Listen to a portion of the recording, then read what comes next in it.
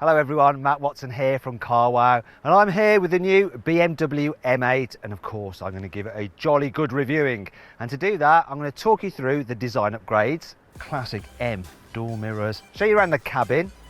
All right, mate.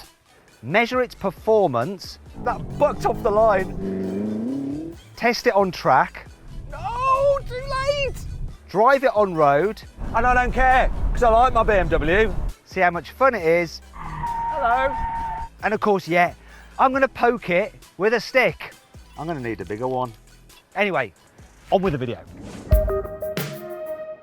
So I'm sat on an empty racing circuit on the start-finish straight with the new M8 competition. I've got my specialist timing gear up here. The car is in its sportiest settings.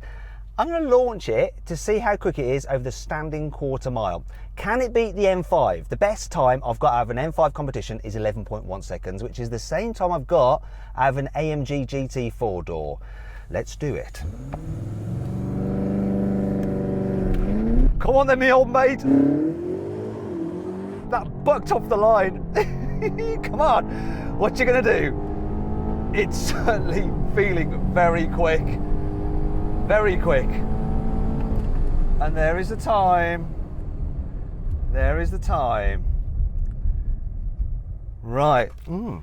So it did it in 12.4 seconds. Lying. I'm lying. It did it in 11.2 seconds. 0.1 of a second slower than the M5 competition and AMG GT 4-door, but those were filmed in the UK when it was cold. It's quite hot here, and that does affect a car's performance. It's close, isn't it? Oh, what? You want to see the 0 to 60 time as well? Okay, 0 to 60 in 3.1 seconds. That's also impressive. Now, if you want to see my full in-depth video review of the AMG GT 4-door, just click up there on the pop-out banner or follow the link in the description. Do you know what would be interesting? Doing the launch again with the car in two-wheel drive mode, like old M cars. What time would it do then? Let's find out.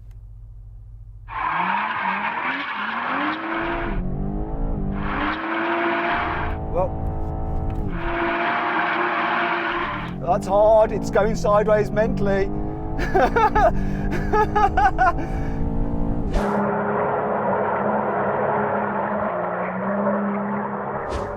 Yeah, that did it in 15 seconds. God, that smells. And 0 to 60, 8.3 seconds. And almost crashed into the wall, which would have been bad. Now, let's talk about this car's design upgrades over the normal 8 Series. So the M8 gets a slightly shorter rear spoiler, which is a bit more kicked up. Also, you've got your M8 badging there, and this one's the competition. You've got a deeper rear bumper as well, with a defined diffuser. And look at the exhaust pipes. I've got this puny stick. It's not really going to do the job here, but they are real. However, I need something with a bit more girth. I can illustrate it with the bottle. There we go. Real exhaust pipes, and they're very big. Down the sides, you've got some unique M alloy designs. There's some sportier side skirts as well. As standard, you get the carbon roof. It's not an option, you get it when you buy the car. There are, of course, classic M door mirrors and M side air vents. There's bulging wheel arches. You've got a deeper front bumper. You've got twin slats in the kidney grille as well. It just looks a little bit meaner than the normal M850i, doesn't it? What do you think of it? Click on the pop-out banner in the top right-hand corner of the screen to vote whether you think this looks cooler than the standard car. If you're more of a poseur and you want to have the wind in your hair, then there is this convertible version of the M8. As you can see, doing its thing with the roof. It is more expensive though, 130 grand instead of 123,000 pounds. Now, if you're thinking about buying a new car, or you know someone who is, head over to carwow.co.uk to see how much you can save from our trusted dealers. I'm actually going to take this car for a drive later on, but let's continue with the video. Now, I want to show you this. BMW has a closed room with the new M8 Grand Coupe. It's secret. Now, journalists are allowed in, but we're not allowed to have cameras in here, but I'm going to just kind of ignore that and chance it. Come on, quick. So here's the car here. Look, normal M8, but it's longer, obviously, and you've got rear doors. So let's see if we can have a look inside before we get rumbled. Let's have a look. So, here we go, inside it. Excuse me, what are you doing? Stop filming. Can we just film it a little bit? No, you're not allowed to film. Come on, it's just for the video of the M8. Stop. The M8 has some upgrades here on the inside. So you get an M-specific gear selector, and it has 3 settings for the ferocity of the gear shifts. These buttons here are slightly different as well, and you get a red starter button. Yes, there's also some M specific dials on the digital driver's display. You get an M Sport steering wheel with some M stitching and badging. There's carbon fibre on the centre console. You also have an M8 badge here and on the sills and up here on the seat, and that illuminates in the dark. It looks really cool. You obviously get M Sport seats as well, which are more body hugging than the ones in the M850i. Plus, if you have the competition version, you can get two-tone seats if you want it to look like you spilt chicken korma. The competition also gets Alcantara headlining, which is nice to stroke. As with the normal 8 Series Coupe, it's still pretty crap in the back. The boot is more spacious though. Ta-da! So you can fit some stuff in there, so long as it fits through this gap, which is actually quite narrow, which does make it a little bit awkward to pack. And that brings me on to 5 annoying things about the M8. You have to pay extra for automatic cruise control with auto steer, which is a bit of a rip-off considering this car's price and the fact it comes as standard on a Toyota Corolla. In fact, if you want to see my full in-depth video review of the Toyota, I'm only joking, if you want to see my full in-depth video review of the Audi RS7, click on the pop-out banner up there. Having had an M850i as a daily driver, I fell in love with its crystal gear selector, but you can't get it at all on the M8, which it's a shame. If you want to go topless in the M8, the bad news is that the convertible adds over 100 kilos to the car's weight, which isn't ideal. Also, for some reason, the gesture control for the infotainment system doesn't operate in the convertible. The M8 costs £25,000 more than the M850i, which is about the same price as a 1 Series. Yes, you do get a lot of upgrades, but really out there on the road, do you need them? Will you benefit? I'm not sure that you will. If you've got the normal M8, you have to pay extra if you want the M Sports exhaust. Though it does come as standard on this competition version. That said, it's not as loud as it could be due to new and annoying European noise regulations. So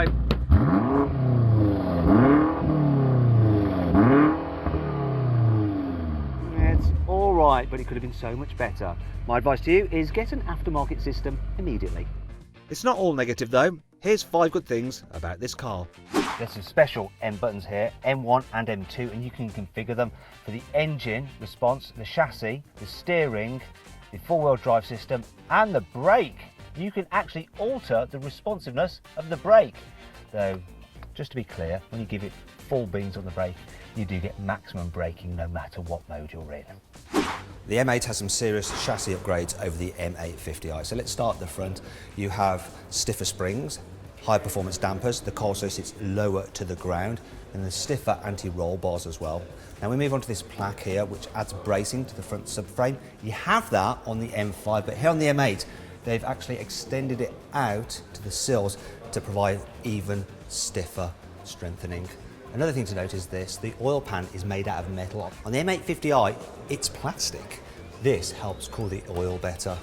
Moving to the rear, you have some more chassis bracing you don't get on the M850i, and once again improved suspension and stiffer arms for the suspension as well. That all does help with the handling. We've also got an M differential, which is higher performance than the differential you get on the M850i, and it's made out of aluminium, which cools it better than the steel version you get on the standard car. Then there's the brakes.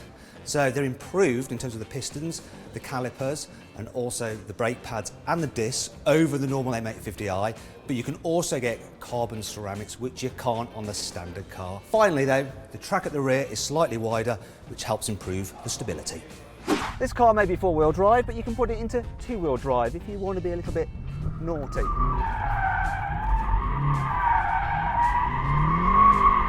Hello, hello, how are you doing? You all right? Yeah, it's fun this. The competition version of the M8 gets some stiffer engine mounts, more camber on the front wheels for improved lateral grip, and a track mode for the infotainment system, which basically turns it off, and the stereo so you're not distracted for maximum focus on lap times. The M8 has a 4.4 litre twin turbo V8, which is similar to that in the M850i, but completely reworked. So new turbos, new exhaust system, new pistons, pretty much new everything. As a result, it puts out 600 horsepower in the normal car and 625 horsepower in the competition. Torque is 750 Newton meters, and it drives all 4 wheels via an 8-speed torque converter automatic gearbox. All right then, let's kick off the driving section by driving the M8 on track, because it's an M car. Makes sense, doesn't it? Now what I'm going to do is press this button to put it into M2 mode, and I've got the car set up in its sportiest setting. DSC is off, but I've got 4-wheel drive on rather than 4-wheel drive sport, because 4-wheel drive sport is a bit more rear biased. It's good for making a tail wag, bit of a laugh, but you'll be faster in 4-wheel drive mode. I'm changing the gears myself and it's on maximum attack. And oh my God, this thing pulls ass up the straight, it really does. It's got these brakes, it's a tight turn, this one, it's a hairpin. This is a heavy car, 2 tons. It does a good job on the brakes and it just grips, stays flat. There's no hiding its mass. It doesn't feel as playful or as race car-y as an M4 competition, but it's good. It's sharper, I think, than the M5, definitely. That lower centre of gravity helps it, but so does the extra bracing. Whoa! Let's be honest though, not many people will be taking their M8s on track, not like they would do in their M4s, but you can do it if you want it to. Let's head out onto the road now and see what it's like there, because that's what really matters, isn't it? So here we are then, out on the road in the M8, and the fact you've got less runoff and the corners are tighter, it amplifies this car's performance. It feels even quicker out here. You don't notice the weight quite so much either, because you're going a bit slower, but you notice the performance more. So when you put your foot down, it's like, oh my God, off we go again. This car does feel noticeably more aggressive, sharper, more fun than the M850, which I had for 3 months. I know that car really well. I've got all the settings in sport, so for most things it's mid-table, like the throttle response, but obviously the suspension is in its sportiest settings. Yes, this definitely performs as you want an M car to, out on the road. All right, it's time for the sensible and slightly boring bit, but bear with me, because if you're buying one of these cars, you are going to end up driving it on normal town roads. I'm just going to put the gearbox into less aggressive mode and, heck, automatic drive. Don't have to change gears myself. I've got everything else in comfort apart from the engine, which I'm not going to put in efficient, because why the f would you do that in an M car? Not going to do it. But the suspension is in comfort, that's the main thing. And I'm just going over a pretty nasty bit of road here. This does feel stiffer than the M850i. Not quite as comfy, but it's not a backbreaker. This is awful, this bit here. Oh. And it dealt with it fine. Yes, you can live with this driving around town every day, no problem at all, which is what you want, yet again, from your M car. Now, there's only one last place to test it, but I'm going to jump into a different one for that. You know what? When you got everything dialed back into comfort mode, this M8 is a really comfy cruiser. It's especially nice in convertible format when the sun's shining. Just have the roof down, not too much wind buffeting. Yeah, it's lovely, relaxing. But if you suddenly need to get a move on, you floor this thing and it just takes off. Yeah, I better slow down. Now I can put all the driver's aids on if I want, blah, blah, blah, and just go no-handed. And then just kind of adjust my cap, make sure I don't look too much like a BMW d***. But I guess I do. And I don't care, because I like my BMW. It's awesome. Yeah, oh, yeah, shouldn't do that. Yeah, don't copy me. Disclaimer, don't copy, it's bad. Always keep your hands on the wheel, even if you have the clever cruise control. Or maybe just rest your knee there and it does the same thing. Ah. So then, what's my final verdict on the new M8? Is it worth the extra cash over the M850i? Well, I'll tell you, it's an awesome bit of kit, and yes, it is worth the extra money if you want the ultimate M car. If you don't though, then no, it's not. It's as simple as that. This was fun for me though. That's what it's all about. Not you guys, no, only joking. This is all done for you. This is Saturday. I should be at home. Poor me, eh? Driving around Portimao track in an M8. Bet your heart bleeds.